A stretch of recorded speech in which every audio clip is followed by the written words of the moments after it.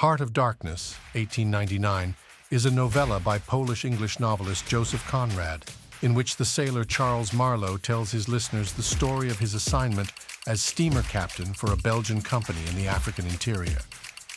Central to Conrad's work is the idea that there is little difference between civilized people and savages.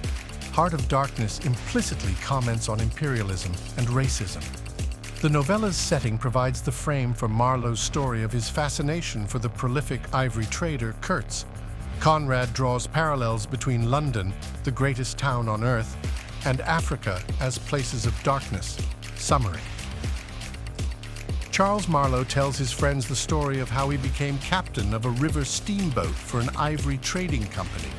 As a child, Marlow was fascinated by the blank spaces on maps, particularly Africa. The image of a river on the map particularly fascinated Marlow. In a flashback, Marlow makes his way to Africa, taking passage on a steamer. He travels 30 miles, 50 kilometers, up the river where his company's station is. Work on a railway is taking place. Marlow explores a narrow ravine and is horrified to find himself in a place full of critically ill Africans who worked on the railroad and are now dying. Marlow must wait for 10 days in the company's devastated outer station. Marlow meets the company's chief accountant, who tells him of a Mr. Kurtz, who is in charge of a very important trading post and is described as a respected first-class agent. The accountant predicts that Kurtz will go far. Marlow departs with 60 men to travel to the central station, where the steamboat that he will command is based. At the station, he learns that his steamboat has been wrecked in an accident. The general manager informs Marlow that he could not wait for Marlow to arrive, and tells him of a rumor that Kurtz is ill. Marlow fishes his boat out of the river and spends months repairing it. Delayed by the lack of tools and replacement parts, Marlow is frustrated by the time it takes to perform the repairs.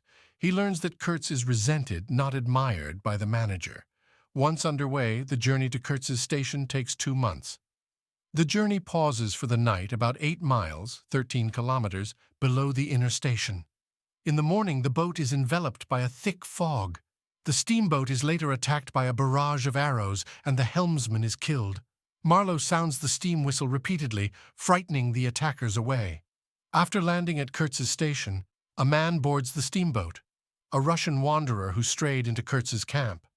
Marlow learns that the natives worship Kurtz and that he has been very ill. The Russian tells of how Kurtz opened his mind and admires Kurtz even for his power and his willingness to use it. Marlow suspects that Kurtz has gone mad. Marlow observes the station and sees a row of posts topped with the severed heads of natives. Around the corner of the house, Kurtz appears with supporters who carry him as a ghost-like figure on a stretcher. The area fills with natives ready for battle, but Kurtz shouts something and they retreat. His entourage carries Kurtz to the steamer and lays him in a cabin. The manager tells Marlow that Kurtz has harmed the company's business in the region because his methods are unsound. The Russian reveals that Kurtz believes the company wants to kill him, and Marlow confirms that hangings were discussed. After midnight, Kurtz returns to shore. Marlow finds Kurtz crawling back to the station house.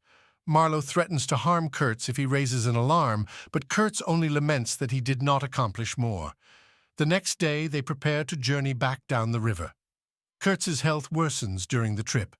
The steamboat breaks down, and while stopped for repairs, Kurtz gives Marlow a packet of papers, including his commissioned report and a photograph, telling him to keep them from the manager. When Marlow next speaks with him, Kurtz is near death. Marlow hears him weakly whisper, "The horror, the horror." A short while later, the manager's boy announces to the crew that Kurtz has died. The famous line, "Mr. Kurtz, he dead," would become the epigraph of T.S. Eliot's poem, The Hollow Men. The next day, Marlow pays little attention to Kurtz's pilgrims as they bury something in a muddy hole. Returning to Europe, Marlow is embittered and contemptuous of the civilized world. Several callers come to retrieve the papers Kurtz entrusted to him, but Marlow withholds them or offers papers he knows they have no interest in. He gives Kurtz's report to a journalist for publication if he sees fit. Marlow is left with some personal letters and a photograph of Kurtz's fiancée. When Marlow visits her, she is deep in mourning, although it has been more than a year since Kurtz's death.